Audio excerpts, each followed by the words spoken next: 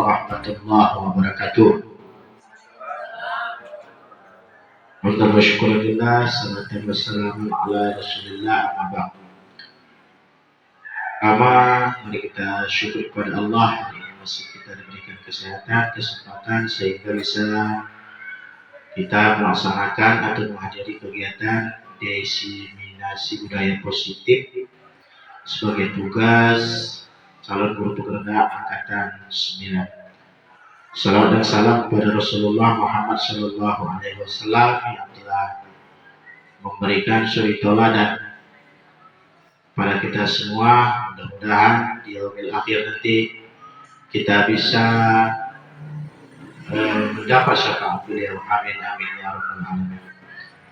Yang kami hormati Bapak Kepala Sekolah SMA Negeri 1 Sikohor, Bapak Ibu Dewan Guru, staf dan karyawan.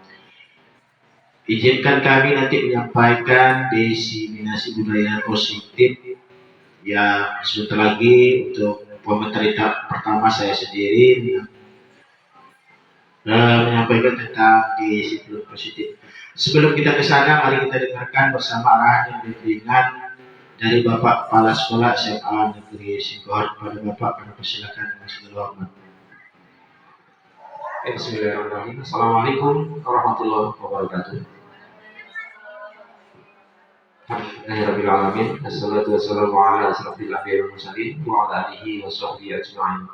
Pertama-tama, mari kita senantiasa mengucapkan rasa syukur kita kehadirat Allah Subhanahu wa taala yang telah memberikan nikmat kesehatan dan keselamatan kepada kita semuanya, sehingga pada hari ini kita dapat melaksanakan kegiatan diseminasi budaya positif di SMA Negeri 1 Sikohor sebagai bentuk aksi nyata calon gubernur angkatan 9 di SMA Negeri 1 Sikohor. Tak lupa salawat dan salam sama-sama kita sampaikan kepada pengunjung alam Nabi kita, Nabi besar Muhammad Sallallahu Alaihi Wasallam yang telah memberikan contoh teladan kepada kita sehingga kita menjadi manusia yang beriman dan bertakwa. Bapak Ibu guru, karyawan-karyawati SMA Negeri 1 Sikohor yang saya hormati, dalam kesempatan ini ungkapan rasa yang tak terhingga untuk kebahagiaan tersendiri di sekolah ini, bahwa di sekolah kita termasuk paling banyak yang melaksanakan kegiatan program guru penggerak. Untuk itu pada kesempatan kali ini sangat mendukung sekali, sehingga kegiatan diseminasi budaya positif di sekolah ini tidak hanya sekedar pada bentuk aksi nyata, namun demikian adalah contoh penerapan dari bentuk kegiatan budaya positif yang akan kita terapkan di sekolah kita. Untuk itu saya bermohon kepada Bapak Ibu calon guru penggerak angkatan 9 nantinya dalam menyampaikan aksi nyata ini menjadi sebuah pengetahuan yang nanti itu akan diikuti oleh seluruh guru dan tenaga pendidikan yang ada di sekolah kita. Insya Allah kegiatan ini merupakan kegiatan yang sangat positif, sehingga kita semuanya perlu bekerjasama. Sekali lagi saya mohon dukungan kepada Bapak Ibu yang lain. Ini kegiatan kita bersama yang sedang diwakilkan oleh calon guru penggerak angkatan 9 ini.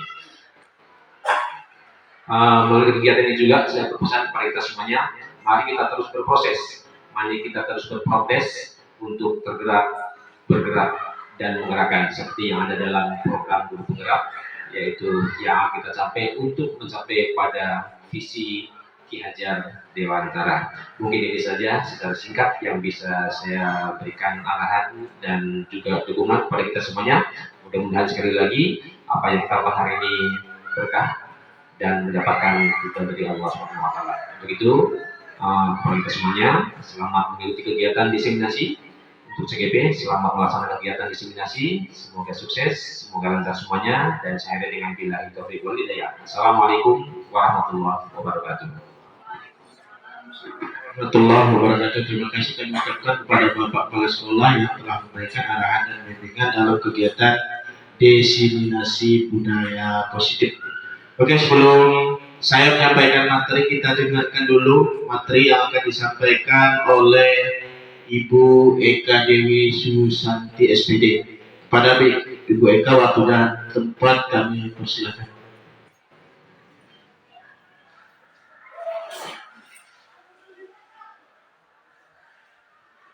Bismillahirrahmanirrahim.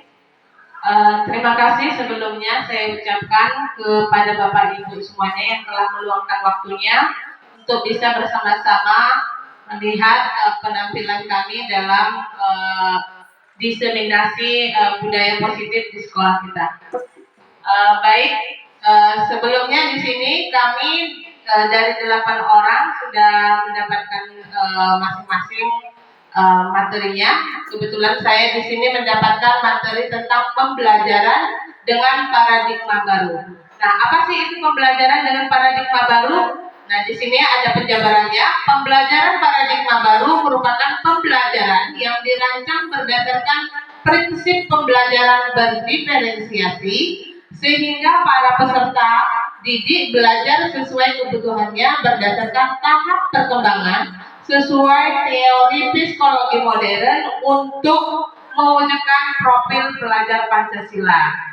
Nah, ada pun 6 profil pelajar Pancasila. Salah satunya ialah beriman, bertakwa kepada Tuhan Yang Maha Esa dan berakhlak mulia. Yang kedua, ada berkebinekaan global. Ketiga, ada gotong royong. Keempat, mandiri. Kelima, bernalar kritis. Dan yang terakhir ada kreatif. Nah, masing-masing dari ke-6 nilai ini sudah semestinya harus ada kita jalankan dalam kehidupan kita sehari-hari ya Bapak Ibu ya. Nah, selanjutnya ada materi kita tentang miskonsepsi teori kontrol. Nah, ini menurut Dr. William Morrison, maka dibagi menjadi 4. Itu ada ilustrasi guru mengontrol murid. Karena apa? Kita tidak bisa mengontrol murid kalau bukan dari diri mereka, ada dorongan dari diri mereka masing-masing ya. Harus ada dorongan dari mereka. Kita tidak bisa memaksakan. Yang kedua, ilustrasi bahwa semua penguatan positif, efektif, dan manfaat itu harus ada bujukan, nasihat-nasihat dari kita ya Bapak Ibu ya. Selanjutnya ada ilustrasi bahwa kritik dan membuat merasa bersalah mampu menguatkan karakter. Nah, ini benar bahwasanya dengan bujukan tadi kita harus bisa menguatkan karakter peserta didik ya, atau nasihat-nasihat dari kita sendirinya. Yang terakhir ada ilustrasi bahwa orang dewasa berhak memaksa. Artinya mereka berhak untuk memilih. Ada pilihan dari mereka kita sebagai pendidik, dan mereka juga punya pilihan. Itu maksudnya. Oke, baik, hanya ini yang bisa saya sampaikan.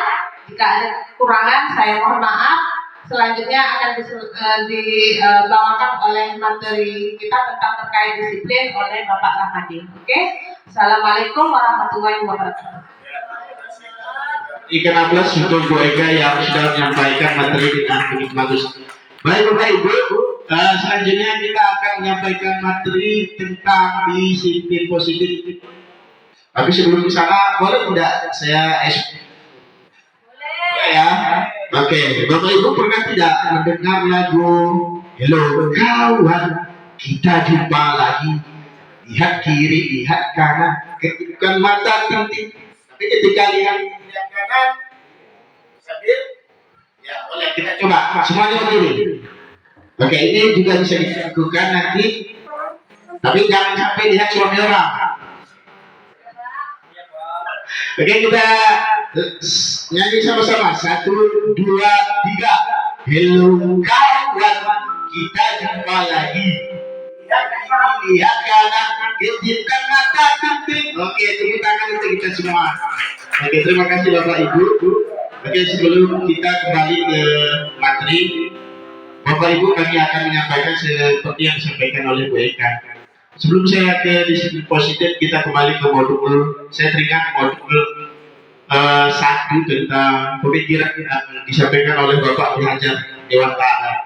Ia menyatakan sekolah ini adalah sebuah tempat penyemaian bibit-bibit, di mana bibit itu harus kita jaga dengan baik. Begitu kita semangat harus kita siram. Bukan saja bibit yang harus kita selamatkan, tetapi juga lingkungannya. Sebelum penanaman kita harus melihat kondisi tanah. Jangan sampai ada hama, jangan sampai ada ulat nanti yang mengganggu pertumbuhan daripada bibit tersebut. Kemudian kita cek bagaimana airnya. Bapak Ibu, ini adalah sebuah analogi yang menyatakan bahwa sekolah bibit itu adalah siswa dan adalah kadernya. Yang diharapkan oleh siswa adalah bagaimana ada rasa nyaman, rasa tenang, dan tidak ada gangguan yang ketika mereka berada di sekolah. Pak Ibu yang berbahagia, untuk mencapai ke sana ada istilah yang disampaikan oleh Ki Hajar Dewantara, memerdekakan kembali murid. Kita berikan merasa mereka aman dan nyaman sehingga mereka mampu mengembangkan kodrat-kodrat alam yang mereka miliki. Bapak Ibu, kita kembali ke disiplin positif. Disiplin positif adalah sebuah budaya bagaimana disiplin ini bisa tertanam atau diamalkan di sekolah masing-masing. Mari kita lihat pengertian disiplin tersebut. Disiplin adalah sebuah latihan pendidikan kesopanan, kerohanian, serta pengembalian tabiat. Disiplin muncul sebagai usaha untuk memperbaiki perilaku sehingga taat ajas dan selalu patuh pada aturan atau norma yang berlaku. Selanjutnya, disiplin positif dalam mengembangkan bagaimana anak-anak memiliki perilaku yang disiplin. Hal yang harus kita lakukan adalah pendekatan yang kita lakukan adalah mengelola perilaku individu, terutama dengan anak-anak khususnya siswa. Kemudian mengedepankan pemahaman, empati, dan komunikasi yang baik. Bapak Ibu seluruh Dewan Guru, hal yang mulai rasa empati terhadap siswa sehingga tidak ada yang menghargai. Selanjutnya, sebagai pendidik, disiplin positif adalah memiliki disiplin diri sehingga berperilaku mengacu pada nilai-nilai kebajikan universal dan memiliki motivasi intrinsik dalam perubahan perilaku ke arah yang lebih baik. Bapak Ibu, disiplin positif ini sebenarnya ada yang akan dijelaskan tentang motivasi. Saya ingin mengantarkan atau secara sekilas informasi tersebut. Selama ini anak-anak disiplin pertama mereka takut atau menghindari hukum. Yang kedua, anak-anak karena ingin atau hadiah kita sudah lakukan. Sering datang hadir pukul jam 7 atau diumumkan sebelum ini juga salah. Adalah bagaimana disiplin itu adalah sebuah kebutuhan. Mereka merasa tidak enak ketika mungkin ini saja yang kepada Bapak Riki Manajer kami silakan dengan segala hormat.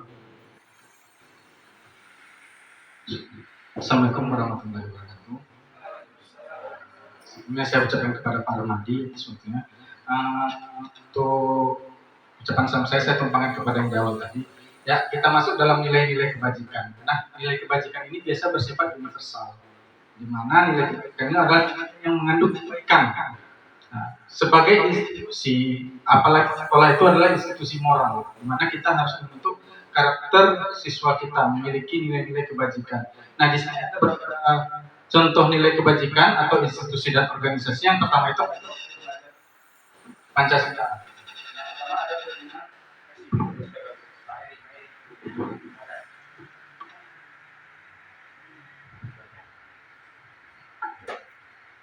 Yang pertama itu ada beriman dan bertakwa kepada Tuhan Yang Maha Esa, berakhlak mulia, berkebinekaan global, gotong royong, mandiri, kreatif, dan bernalar kritis. Artinya apa? Yang inilah yang kita harapkan atau yang negara harapkan dari sekolah-sekolah sekarang ini, menumbuhkan jiwa nilai-nilai kebajikan siswa yang memiliki karakter profil pelajar Pancasila. yang dimana mereka beriman kepada Tuhan Yang Maha Esa. Artinya apa? Membentuk keyakinan mereka kuat terhadap Tuhan. Kemudian berkebaikan global, artinya mereka saling menghargai antar budaya, tidak saling menjatuhkan atau tidak merasa wah budaya saya lebih bagus daripada budaya orang lain. Artinya mereka menjadi yang sama. Kemudian bergotong royong, artinya mereka saling membantu dalam hal kebaikan. Kemudian mandiri. Nah, di sini mereka mampu bergerak di atas. Kalau prinsip saya itu mereka tuh bergerak di kaki sendiri tanpa harus menunggu dulu bantuan orang lain. Artinya apa? Kalau bisa saya, kenapa harus menunggu? Artinya apa? Dia mandiri. Kemudian kreatif. Artinya apa? Anak-anak ini harus berpikir kreatif ketika dia dihadapkan dalam satu konsentrasi atau masalah dalam kehidupannya. Dia harus mampu berpikir kreatif. Kemudian bernalar kritis. Dia mampu memecahkan setiap masalah dengan cara berpikir yang positif atau mampu menganalisis setiap kondisi perubahan lingkungan yang ada di sekitarnya. Kemudian ada yang namanya Pyramid Jazz Program. Artinya apa? Salah satu nilai kebajikan itu ada toleransi, rasa hormat, integritas, mandiri, menghargai, antusias, empati, keinginan tahu, kemudian kreativitas, kerjasama, percaya diri, dan komitmen. Nah, di sini nilai-nilai kebajikan salah satu contoh lagi adalah toleransi, rasa menghormati. Mungkin hari ini kita bisa melihat di lingkungan kita sifat rasa menghormati atau menghargai itu sudah mulai kurang. Kadang kita sering membandingkan, kok zaman kami seperti ini loh, menghargai seorang guru. Tapi zaman sekarang, kita anggaplah ketika lebaran itu, pasti kita akan ada berkunjung ke rumah guru, silaturahmi. Tapi kalau sekarang mungkin sudah jarang kita temui anak-anak situ, walaupun ada sebagian besar, tapi ada beberapa yang sudah jarang. Bahkan kadang ada yang ketika jumpa sama guru itu seperti jumpa dengan temannya, tidak ada lagi rasa hormatnya, walaupun kadang dalam posisi yang tidak tepat seperti itu. Nah, kemudian apa? Mandiri, menghargai pun antar sesama temannya pun kadang sudah mulai kurang. Nah, kemudian ada antusias. Kadang minat seseorang itu kita lihat sudah tidak seantusias dulu kalau nilai kebajikan atau dia kalau orang sesuatu yang dia tunggu-tunggu itu dia antusias. Nah, tapi anak-anak sekarang itu sudah tidak lagi. Kemudian ada empati. Nah, ini yang selalu saya sorot ketika saya masuk ke ruang elaborasi pun, rasa empati itu yang selalu saya munculkan. Kenapa? Hari ini kita terlalu takut untuk melakukan kebaikan atau kebajikan. Contoh kecil, kemarin itu di depan mata saya ada korban kecelakaan. Itu korbannya nggak langsung ditolong. Padahal saya sudah coba menyetuk kendaraan untuk menolong korban ini. Malah hanya di videoin sambil live, bukan ditolong dulu nyawanya. Artinya apa? Rasa empati kita sudah kurang. Memang betul, kadang kita sendiri kesal dengan penggunaan jalan yang ugal-ugalan. Tapi ketika musibah di depan mata, mungkin ya mereka takut karena dijadikan saksi atau yang lainnya. Tapi kan kita jangan sampai rasa empati kita atau rasa kepedulian kita terhadap lingkungan itu hilang. Nah, itu yang betul kita tumbuhkan kepada anak-anak kita. Ketika ada orang kesusahan butuh bantuan, tanpa ada dia langsung turun. Kemudian keingintahuan. Nah, ini lagi yang sedikit sekali sangat berkurang. Bahkan jujur di diri kita pun rasa ingin tahu itu sudah hilang.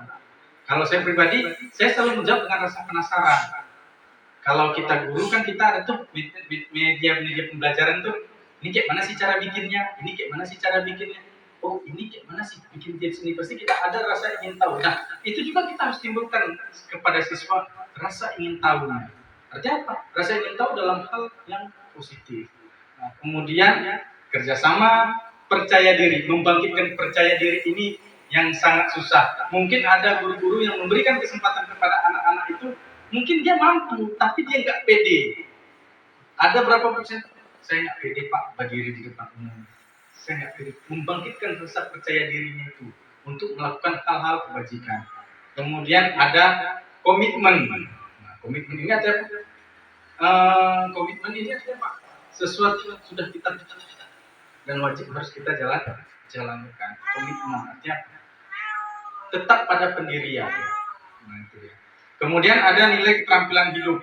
Nah, nilai kebajikan pertama, dapat dipercaya, lurus hati, pendengar yang aktif, tidak merendahkan orang lain, memberikan yang terbaik dari diri. Nah, ini salah satu nilai kebajikan dalam keterampilan hidup atau life skill. Di sini dapat dipercaya. Artinya apa? Ketika kita menumbuhkan rasa kejujuran, kemudian rasa yang positif, sifat yang positifnya artinya kita bisa memunculkan sifat dapat percaya. Karena kita kan ada juga memberi kepercayaan kepada orang lain. Kadang kita sendiri ragu, ini sampai enggak. Karena kenapa? Mungkin orang tersebut sudah menghilangkan rasa kepercayaan kita. Nah, makanya kita harus juga tumbuhkan kepada anak-anak itu rasa dapat dipercaya. Kemudian lurus hati. Kemudian pendengar yang aktif. Kemudian tidak merendahkan orang lain. Artinya apa?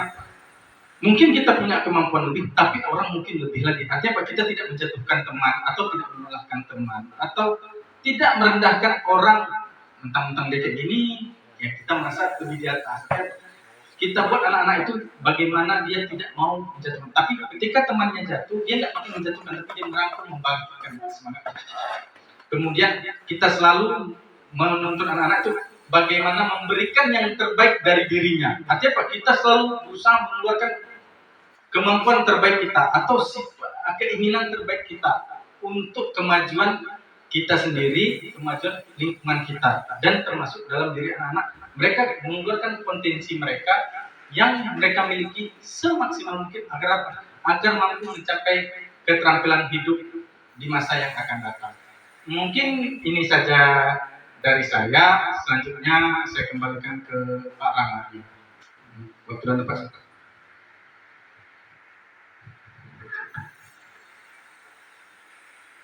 Ya, terima kasih kepada Bapak Riki Maulijar yang telah menyampaikan nilai kebajikan.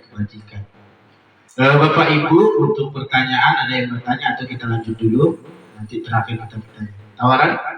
Pak Karim, nanti. Terakhir aja kan Pak ya. Terima kasih untuk Bapak Karim.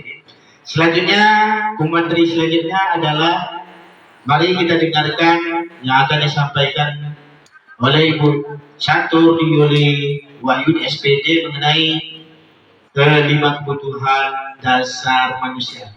Kepada Ibu Catur dan waktu dan tempat yang persilakan.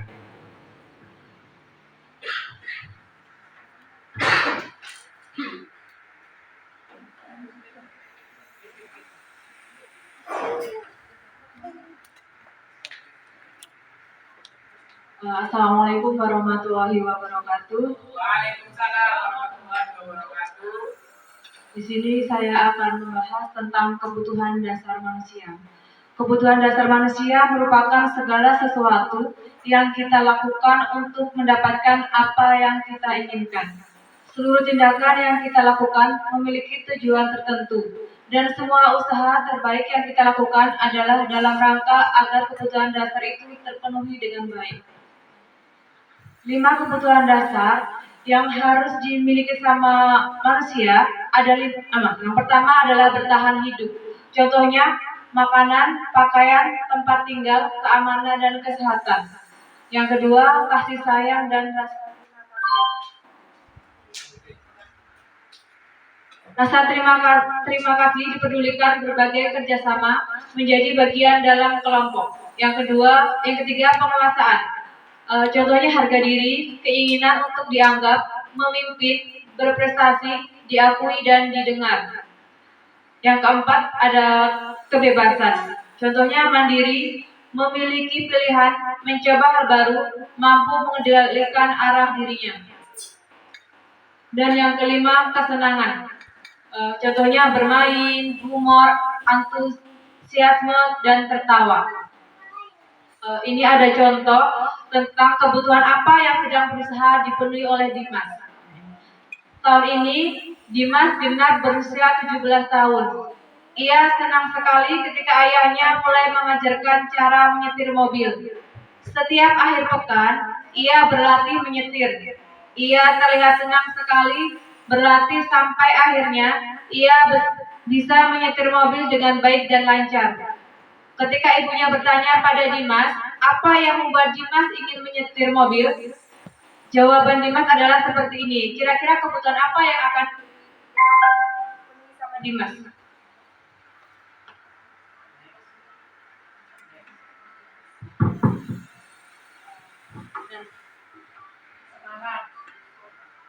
Dimas berkata gini, menyetir mobil itu seru. Kira-kira kebutuhan apa yang sedang diperlukan sama Dimas?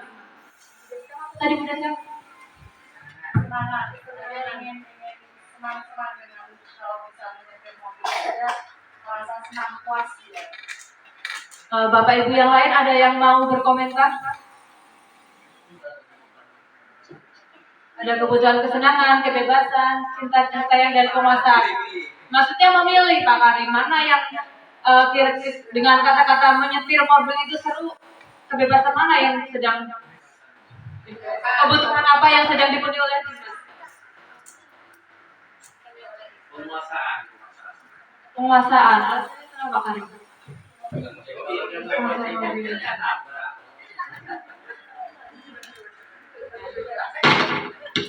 Jawabannya apa, Bu? Jawabannya adalah kesenangan. Ya, udah sekam benar ya. Udah sekam dulu.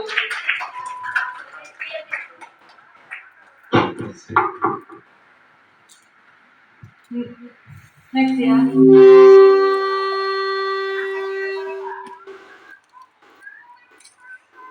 Dimas berkata gini, biar bisa jalan-jalan naik mobil sama teman-temanku. Nah, kira-kira kebutuhan apa yang sedang berusaha dipenuhi oleh Dimas?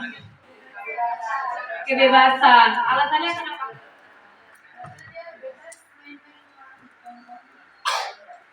Ya, kebebasan. Benar nggak Pak Diki?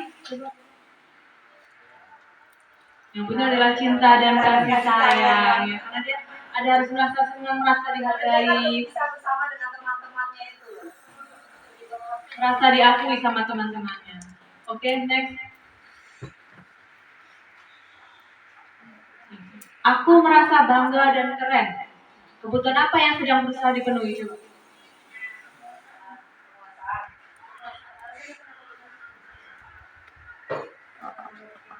Karena Dimas merasa bangga dan keren. Kalau kita bangga berarti kan ada sesuatu yang kita kuasai gitu. Jadi perasaan.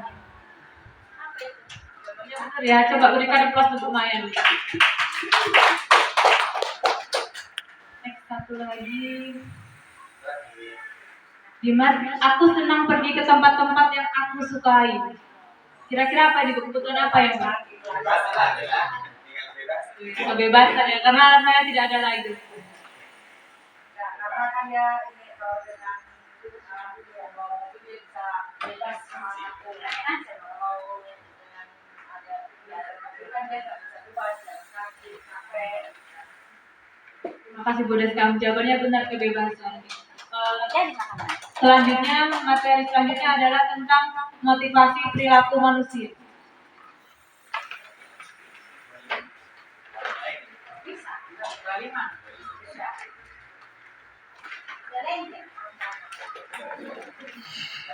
Cepat. Persiapan. Assalamualaikum warahmatullahi wabarakatuh. Ya, di sini saya dapat materi motivasi perilaku manusia. Motivasi perilaku manusia ini terdiri dari dua, yaitu satu motivasi ekstrinsik. Di sini terdapat dua poin, yaitu pertama untuk menghindari ketidaknyamanan atau hukuman. Kemudian poin yang keduanya untuk mendapat imbalan atau penghargaan dari orang lain.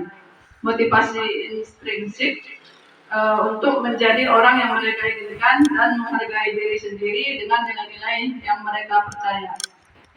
Di sini sebaiknya kita sebagai guru maupun siswa, motivasi yang paling bagus kita lakukan adalah motivasi intrinsik. Kenapa? Karena di sini memang tidak menginginkan imbalan ataupun pujian dari orang lain. Sementara kalau ekstrinsik kita memang karena adanya hukuman jadi kita takut, makanya kita aktif ataupun rajin gitu ya. Jadi sebaiknya kita melaksanakan yang motivasi intrinsik. Di sini ada poin-poin yang termasuk di dalam hukuman, yaitu tidak terencana atau tiba-tiba kemudian murid tidak tahu apa yang akan terjadi atau tidak dilibatkan, kemudian bersifat satu arah, kemudian berupa hukuman fisik ataupun psikis. Yang termasuk di dalam konsekuensi, yang pertama itu terencana atau disepakati sesuai dengan aturan, kemudian murid tidak dibuat nyaman, kemudian sikap guru selalu memonitor murid, kemudian poin di restitusi, yang pertama yaitu proses menciptakan kondisi bagi murid untuk memperbaiki kesalahan. Poin yang kedua, proses kolaboratif yang mengajarkan murid untuk mencari solusi sendiri. Jadi dari 3 poin ini yang paling bagus kita laksanakan adalah di restitusi. Di sini adalah menciptakan kondisi bagi murid untuk memperbaiki kesalahan. Jadi di sini kita mencari solusi, kita buat segitiga restitusi ya. Nanti yang akan disampaikan oleh teman kami Nining Suryandisi. Dan untuk materi selanjutnya yaitu posisi kontrol guru yang akan dibacakan oleh Pak Eri Sukman. Kami persilakan.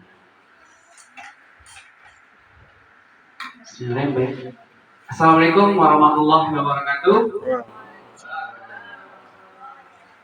Masih semangat Bapak Ibu? Udah pada ngantuk? Speaking. Baik. Biar jangan ngantuk, kita coba tes dulu untuk ice breaking sedikit. Itu saya ingin mendengar cendol enak ya. Oke, biar semangat lagi kita tes coba. Nanti kalau saya bilang tepuk semangat, ya benar. Oke, benar. Ya kita semangat, ya. Biar semangat kita. Oke, siap? Oke, baik. Gitu ya. Baik, Bapak Ibu semua, tepuk semangat. Semangat.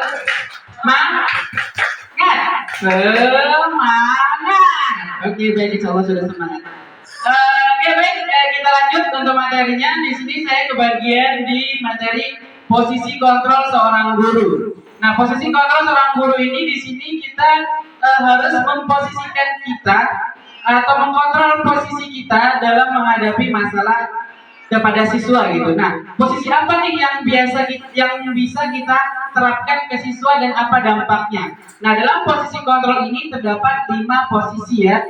Yang pertama sebagai penghukum, kemudian sebagai pemantau, lalu pembuat merasa bersalah, kemudian posisi kontrol sebagai teman, dan yang terakhir posisi sebagai manajer. Nah, dari 5 posisi ini, saya rasa di antara kita semua pernah melakukan posisi kontrol ini dalam menangani masalah terhadap siswa gitu ya. Next Pak. Baik, kita langsung ke contoh kasusnya. Di sini salah satu kasus siswa tidak memakai atribut lengkap saat upacara bendera. Nah, dalam kita memposisikan kontrol kita sebagai guru, kita itu sebagai penghukum, pembuat merasa bersalah, atau sebagai teman.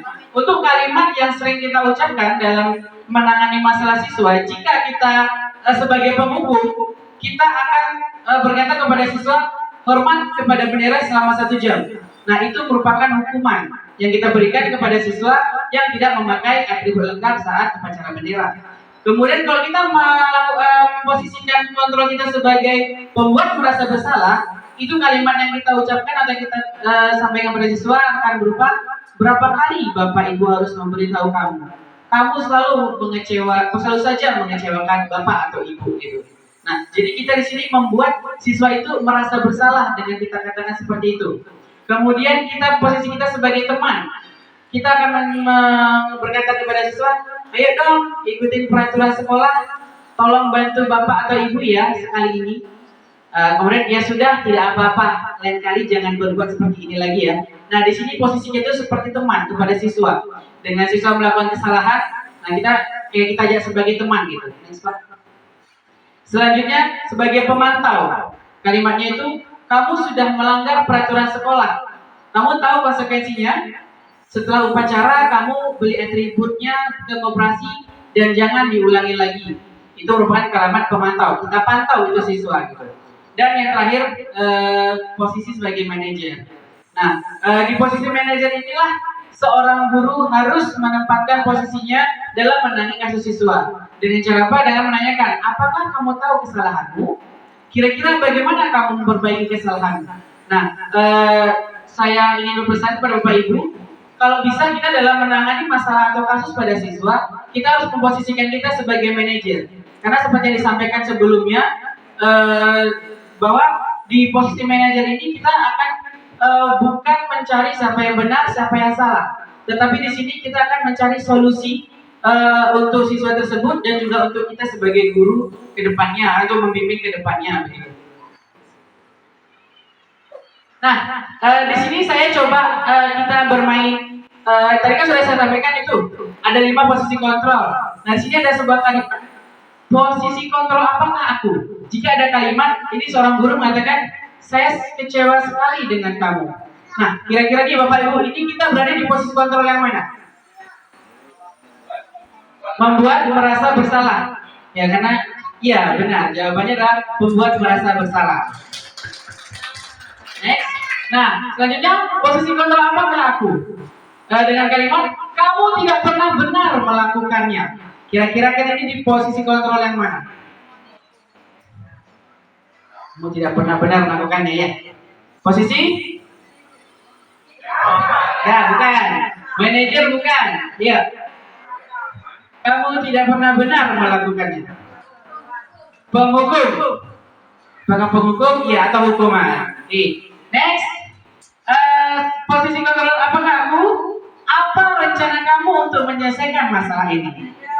Ya, ini adalah posisi manajer. Mantap. Next. Ini kita juga tahu nih, ayolah lakukan demi Bapak atau Ibu. Ya, kita posisinya sebagai teman. Oke, good. Nah, yang terakhir, kamu tidak pernah mendapat nilai jika tidak mengerjakan tugas. Itu adalah pemantau ya, karena kita memantau itu nilainya. Nah, mungkin hanya ini yang bisa saya sampaikan dalam materi 5 posisi kontrol guru. Selanjutnya akan disampaikan oleh rekan saya dengan materi keyakinan kelas. Terima kasih.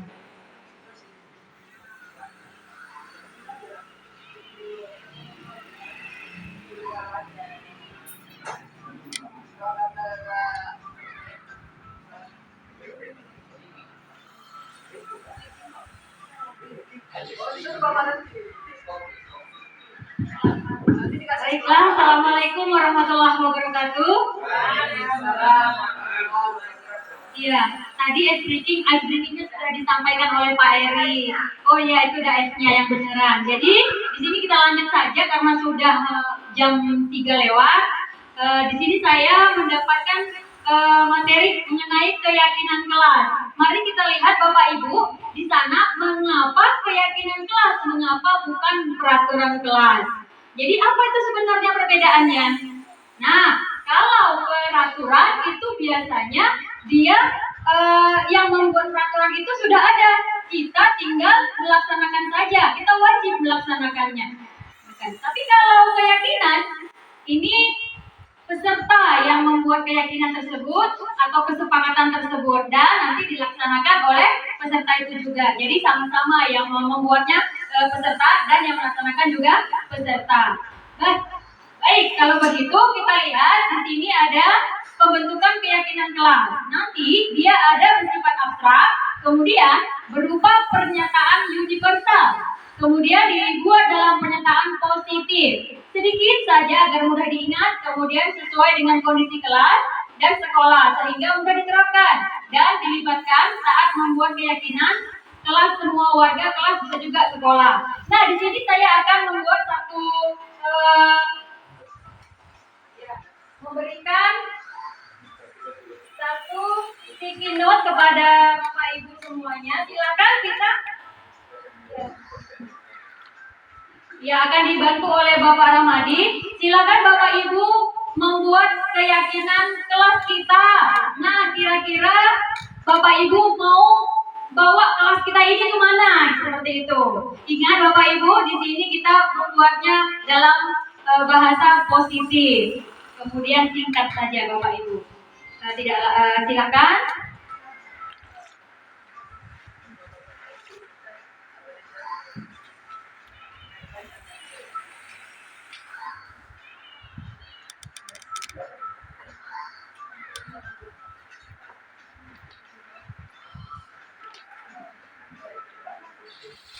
Sudah siap Bapak Ibu? Singkat saja, kira-kira kelas kita ini mau kita sepakati seperti apa? Baik, terima kasih Bapak.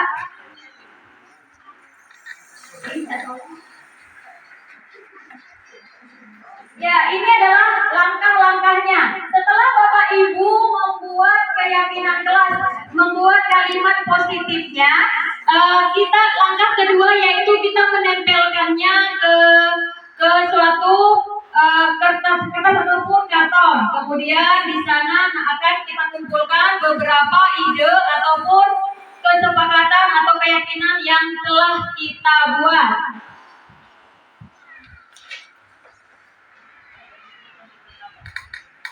Baik Bapak Ibu, di sini saya akan membacakan hasil dari kesepakatan atau keyakinan yang sudah kita buat. Pertama, di sini saya akan membacakan ada kelas yang selalu gembira, nyaman, dan aman. Bagaimana Bapak Ibu semua? Apakah ini sudah positif? Positif. Baik, kira-kira sudah ada kata kerjanya? Kelas yang selalu gembira, nyaman, dan aman. Butuh kata kerja operasional tidak? Butuh ya. Jadi di sini bisa kita tambahkan menciptakan atau menjaga kelas yang selalu gembira, nyaman, dan aman. Baik, terima kasih. Kemudian di sini ada ruangan bersih. Di sini juga masih butuh kata kerja operasional Bapak Ibu. Jadi kita barangkali di sini menjaga ruangan tetap bersih. Kita tambahkan kata kerja menjaganya. Kemudian kita baca lagi, kemudian belajar dengan tertib. Nah, kalau begini bagaimana kira-kira? Belajar dengan tertib. Sudah ya? Sudah ada kata kerjanya. Baik, terima kasih. Kemudian di sini ada saling menghargai dan menghormati sesama warga kelas. Ini luar biasa. Ya, ini sudah lengkap. Saling menghargai dan menghormati ini sudah termasuk kata kerja operasional di dalamnya. Nah, setelah tadi kita kumpulkan, kita tempelkan, kemudian langkah selanjutnya yaitu kita ambil. Kita kira-kira dari semua ini yang mana yang mau kita prioritaskan untuk kita bawa ke dalam kelas kita. Apakah menyenangkan, apakah tadi kelas yang gembira, nyaman, atau menghargai dan menghormati, itu kita sepakati lagi. Kira-kira kita persempit lagi. Kira-kira kelas ini mau kita bawa ke arah yang mana? Seperti itu. Kita ambil yang prioritas. Demikian Bapak Ibu. Jadi kira-kira Bapak Ibu, bagaimana kira-kira yang mana yang mau dipilih? Menyenangkan. Menciptakan kelas yang menyenangkan. Baik, yang pertama, silakan Bu Ayu.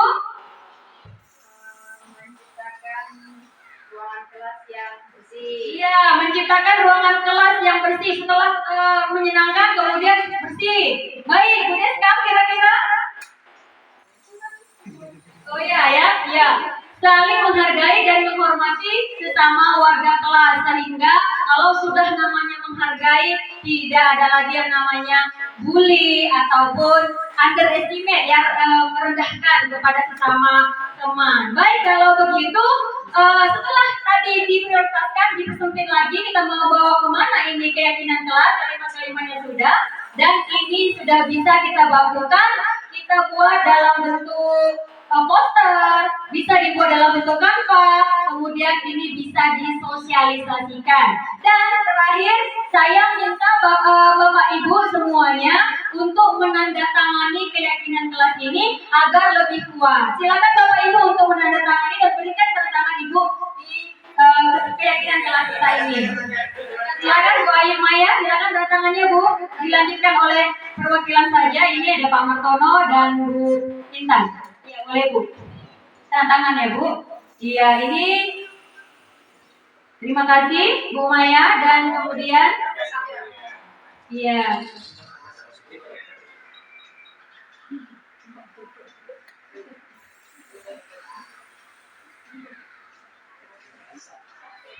Iya, terima kasih Bu Intan.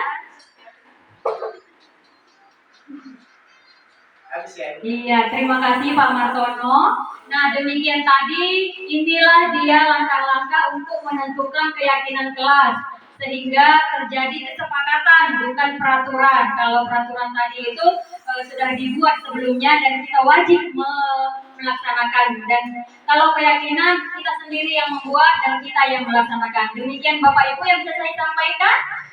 Billahi taufiq wal hidayah. Wassalamualaikum warahmatullahi wabarakatuh. Ya, apa kabar hari ini? Alhamdulillah, semuanya sudah dalam keadaan sehat. Nah, Ibu mau tahu nih, apa kalian hari ini sudah melaksanakan yang namanya P5? Belum?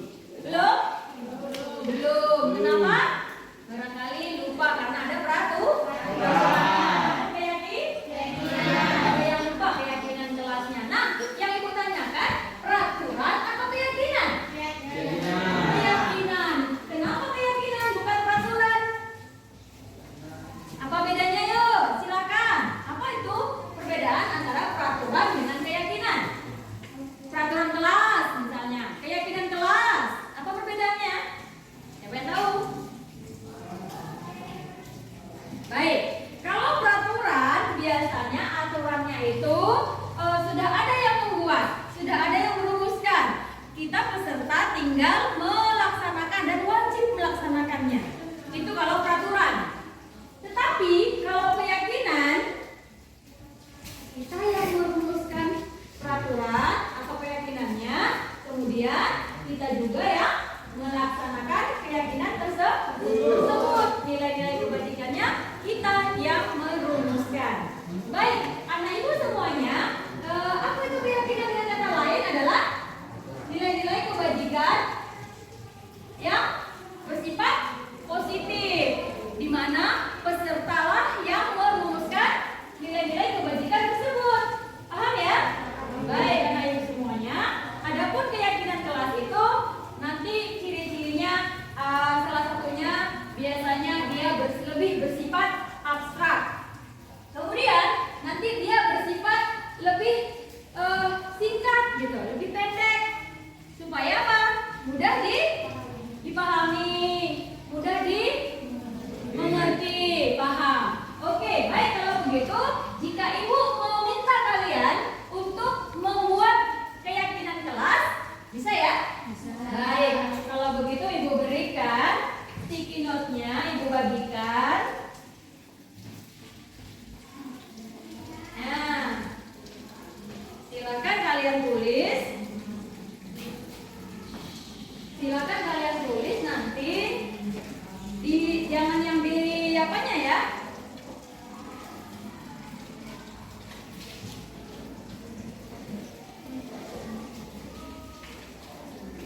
Oke. Baik, silakan ditulis nah.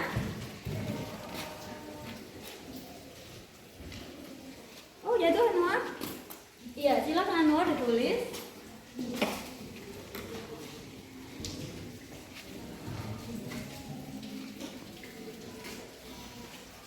Ada yang kurang ternyata.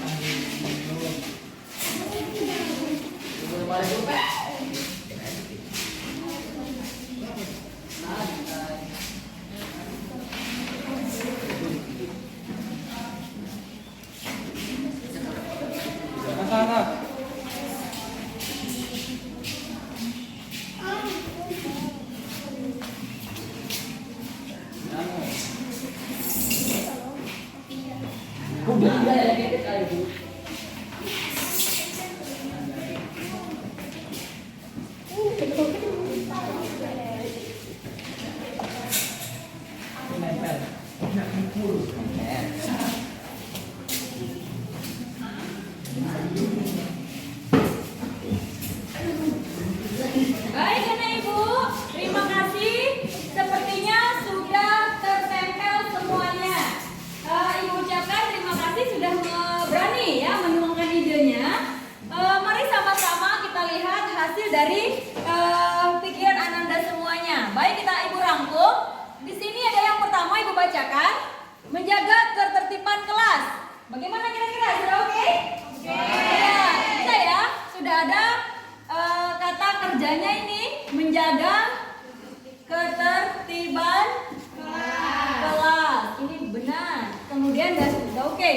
Saling menghargai dan menghormati sesama warga kelas. Dan akan dilanjutkan oleh rekan kami Nini.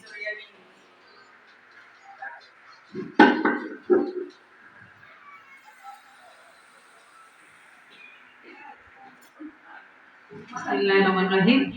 Assalamualaikum warahmatullahi wabarakatuh.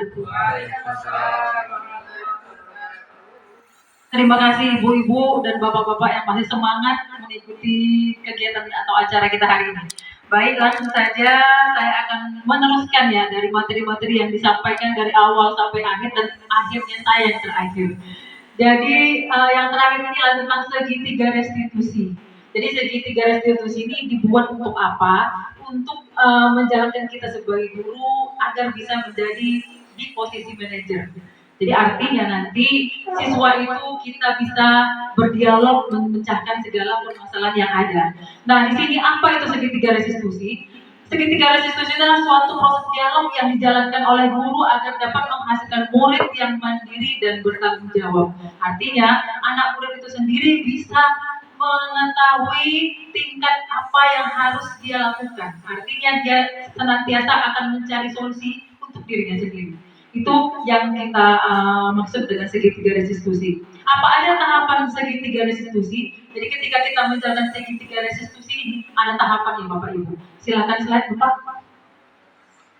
Yang pertama, menstabilkan identitas. Nah, menstabilkan identitas ini berdasarkan prinsip membuat kesalahan adalah bagian dari proses pembelajaran. Artinya, anak-anak kita ketika melakukan kesalahan, maka dia itu sebenarnya adalah proses pembelajaran untuk dia. Apa aja yang perlu kita sampaikan? Bisa dengan seperti ini. Yang pertama, berbuat salah itu wajar. Yang kedua, tidak ada manusia yang sempurna. Nah, yang ketiga, Bapak Ibu juga pernah melakukan itu. Artinya seperti itu Bapak Ibu. Kemudian yang keempat, Bapak Ibu tidak mau mencari siapa yang salah dan siapa yang benar. Hanya ingin mencari solusi yang terbaik dari permasalahan ini. Itu maksudnya. Yang kelima, kamu berhak meragukan atau berhak merasa begitu. Artinya dia melakukan seperti itu mungkin ada alasan. Itu dia. Maksudnya menstabilkan identitas kita tadi. Yang kedua, validasi tindakan yang salah. Apa saja? Ya, gitu. Apa saja yang harus kita sampaikan gitu ya Bapak Ibu semua. Nah, berdasarkan prinsip setiap perilaku berupaya memenuhi kebutuhan tertentu. Artinya dia melakukan kesalahan itu pasti ada sesuatunya. Nah, di sini kamu pasti punya alasan mengapa melakukan hal seperti itu. Itu mungkin bisa kita sampaikan kepada anak kita. Kemudian yang kedua, padahal kamu mungkin bisa berbuat lebih dari buruk dari itu kita bilang. Tapi alhamdulillah kamu masih bisa melakukan hal seperti ini. Bisa kita katakan seperti itu. Yang ketiga, kamu patut bangga karena telah melindungi sesuatu yang penting buatmu. Itu Itu dia di validasi tindakan salah. Yang keempat, kamu melakukannya karena mempertahankan sesuatu yang penting bagimu. Iya Pak, selanjutnya Pak. Ya, yang selanjutnya adalah yang terakhir, menanyakan keyakinan kelas, artinya kesepakatan yang sudah kita laksanakan.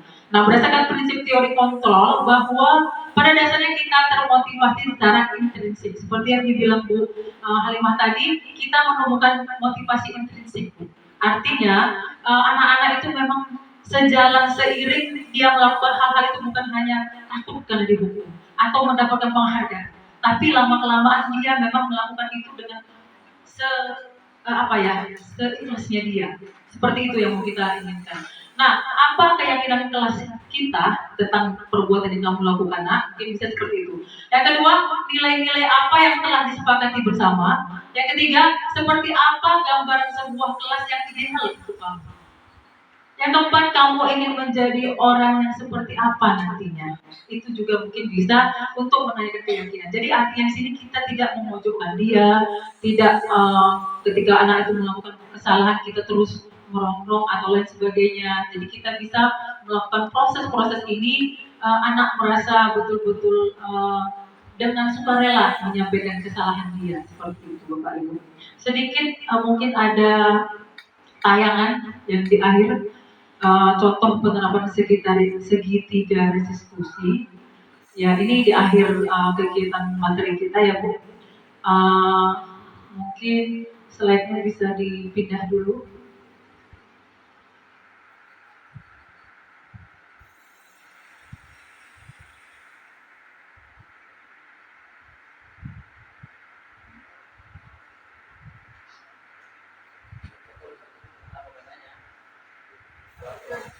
Ya, ada video. Ya, video.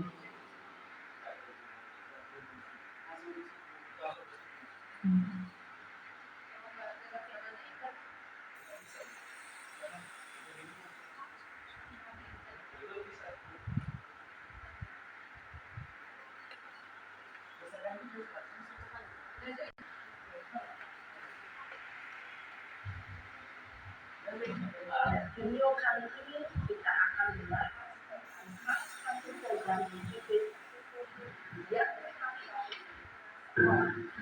dikenal dengan nama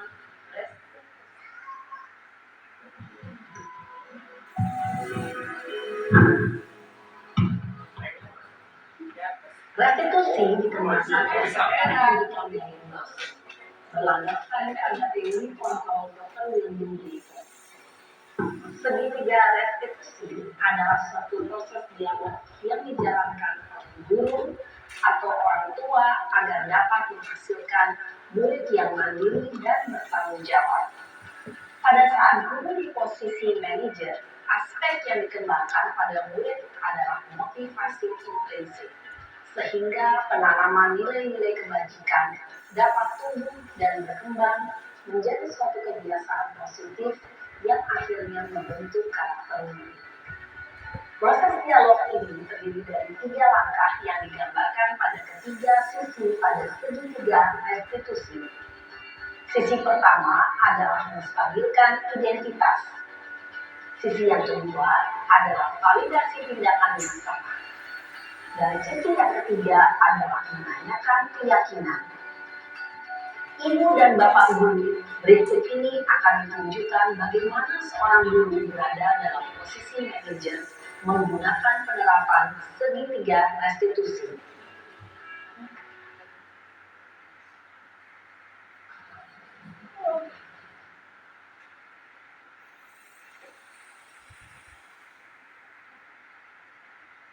Siang Sarah. Siang Pak. Sudah lama nggak ketemu Sarah? Kenapa hari ini ada di sini? Kesel Pak, kesel banget. Masa aku dikatain tukang fitnah Pak? Ya aku marah lah. Aku balik ngatain Eka di depan kelas. Kesel banget. Oh begitu. Ya pasti kamu marah dan kesal. Bapak juga akan marah apabila ada yang menuduh Bapak seperti itu. Kemudian pada saat itu kamu mau melakukan apa? Ya saya langsung ngatain Eka lah Pak. Kesel banget. Saya bentak-bentak dia di depan teman-teman lain. Oh begitu. Pasti kamu melakukan seperti itu karena suatu alasan tertentu kan? Iyalah, masa saya diam saja Pak? Ya saya bela diri lah. Masa saya dituduh tukang fitnah? Ya wajar lah. Mempertahankan harga diri itu sesuatu yang penting buat kamu. Untung kamu tidak bertindak lebih gegabah lagi. Hanya membentak-bentak. Iya Pak. Untung saya masih bersabar dan hanya meminta saja. Sudah gemes padahal, saya pasti bela diri lah. Ya pasti ya. Tapi kamu memilih untuk tetap bertahan dan bersabar. Kamu memilih untuk tidak berbuat lebih parah lagi. Iya. Nah, sekarang coba kita lihat lagi. Tindakan kamu yang bentak-bentak Eka di kelas. Tindakan kamu itu kira-kira sesuai dengan keyakinan kelas atau prinsip kamu tidak? Enggak lah Pak. Capek Pak jadi pengarah. Jadi keyakinan atau prinsip mana yang kurang sesuai dengan keinginan kamu? Ya, saya sebenarnya sangat menghargai orang lain. Mungkin saat itu saya menjadi emosi, jadi tidak menunjukkan sikap itu. Kamu meyakini tidak? Menghargai orang lain itu penting buat kamu. Yakinlah Pak. Iya, setuju. Kita harus saling menghargai. Namun, ada juga keyakinan yang kita sepakati yang perlu kita jalankan apabila kita sedang marah, kan? Ya, saya bisa lebih proaktif, mulai dengan diri sendiri. Saya bisa jadi lebih bersabar, mengambil waktu jeda untuk berpikir mau apa selanjutnya. Kira-kira kamu bersedia memperbaiki masalah ini tidak? Bersedia Pak.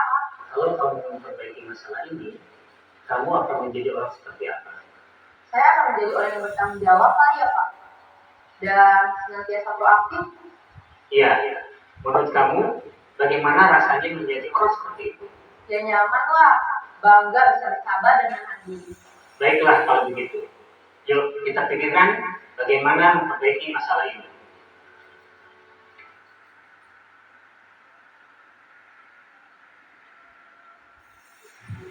Ibu dan Bapak guru hebat.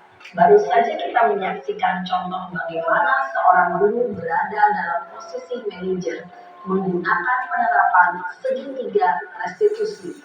Mari kita bahas satu persatu.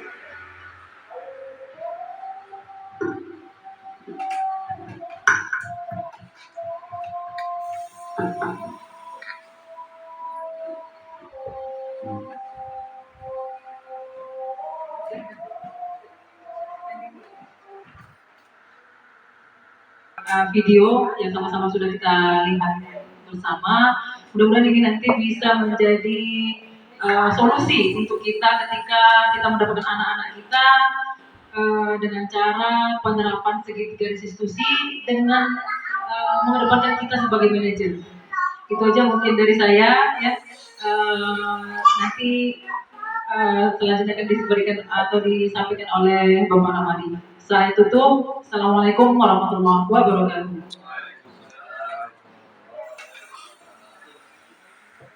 Baik, mari Bapak Ibu kita berikan aplaus untuk Bu Nining Suyaningsih selaku pemerintah terakhir. Baik Bapak Ibu, dengan berakhirnya kegiatan restitusi tadi ya. Pertanyaan dari Bapak Ibu Dewan Guru. Baik, terima kasih. Tidak ada, sudah paham semuanya.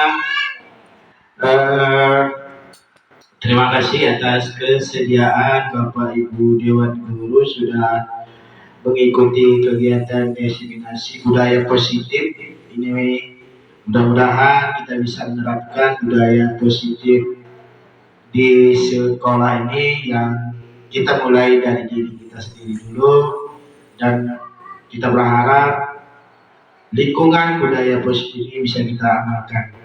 Kami selaku pemateri, ada Pak Riki Mauliga Saputra, ada Bu Rosi Intik, ada Bu Catur Yuli Wahyuni, Hadimatus Sadia SPD, Leka Dewi Sisanti SPD, Nining Surya Ningsi SPD KR, kemudian ada Pak Eri Sekwan SPD dan saya sendiri Pak Ramadi SPDI. Mohon maaf apabila ada kesalahan dan kekhilafan. Kami yakin kami belum sempurna, dan intinya mari kita terus belajar untuk memperbaiki diri ini dan ya menerapkan cita-cita yang sudah dicanangkan oleh Bapak Ki Hajar Dewantara, yaitu memerdekakan murid. Wabillahi taufiq wal hidayah wal hidayah wal inayah. Subhanakallahumma wa bihamdika asyhadu an la ilaha illa anta nastaghfiruka wa atubu ilaik. Wassalamualaikum warahmatullahi wabarakatuh. Kita berikan aplaus untuk yang terakhir kali ini.